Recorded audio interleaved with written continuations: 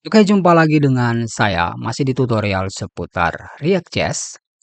Di mana pada pembahasan kali ini saya akan buat sebuah playlist baru yaitu React.js pemula. Jadi untuk Anda yang mungkin masih pemula yang ingin mempelajari bagaimana cara membuat sebuah aplikasi di React.js atau ingin tahu ya step by step membuat aplikasi di React.js, maka mungkin playlist ini dapat sedikit berguna untuk Anda ya.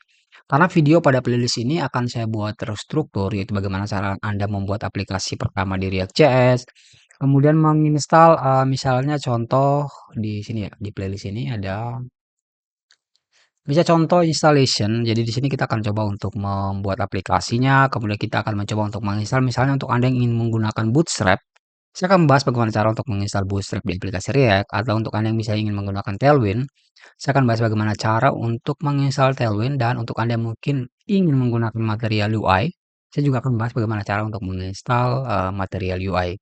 Kemudian selanjutnya adalah membuat komponen. Saya akan mengajari Anda bagaimana cara untuk membuat komponen sederhana di aplikasi React Anda.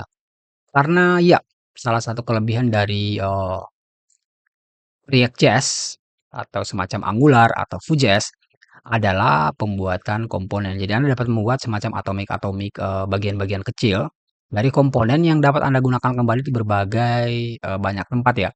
Jadi Anda tidak perlu untuk membuatnya secara berulang, tapi cukup hanya membuat satu komponen dan dapat digunakan di banyak tempat. Kemudian saya juga akan bahas bagaimana atau apa perbedaan daripada statement props, kemudian bagaimana cara untuk handle event seperti misalnya event click dan lain-lain. Kemudian saya juga akan bahas untuk React.js Hook ya, untuk Anda yang mungkin masih belum tahu bagaimana cara untuk penggunaan use effect atau use state. Saya juga akan bahas di pembahasan basic atau ya untuk React.js pemula ini. Kemudian saya juga akan bahas bagaimana cara untuk mendapatkan data dengan menggunakan API, mendapatkan data di API misalnya menggunakan Fetch atau Axios tentunya. Kemudian ada juga membuat menggunakan route ya. Jadi di sini akan membuat dan menggunakan routing di React.js, kemudian dan lain-lain. Nah, ini untuk hal-hal basic sih ya. Kalau untuk pembuatan komponen yang lebih misalnya sedikit di atas dasar ini, misalnya Anda ingin membuat sebuah table komponen atau modal komponen atau tools komponen atau komponen-komponen lainnya, Anda dapat lihat di tutorial bagaimana cara untuk membuat komponen-komponen tersebut.